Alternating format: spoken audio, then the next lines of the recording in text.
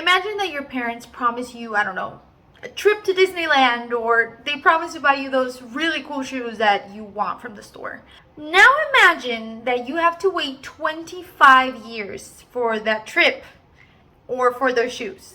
Insane, right? Well, in chapter 21 of Genesis, after 25 years of waiting, Abraham finally receives that promised child. This is the episode, guys. This is the episode where Abraham sees his promise finally. Some versions of the Bible use the phrase, "the Lord visited Sarah." And I really like this phrase because it reminds us that God's intervention was needed because what was about to happen was truly a miracle. God's intervention was needed for Sarah to miraculously have this child. So it was necessary that the Lord would visit Sarah. So finally, Sarah and Abraham have this promised child. Finally! And they name him just as God asked them to. They name him Isaac, which literally means he laughs. And I think God was just being funny or just playing with words or something, because now the name Isaac would forever be a reminder to Abraham and Sarah that they had laughed when God had promised them this child. And I guess this was God's way of saying, who's laughing now? He's laughing. God's laughing now. So my question is, if God can do everything and anything, why didn't he give them this child sooner? Like, why did he wait until Sarah was 90 and Abraham was 100?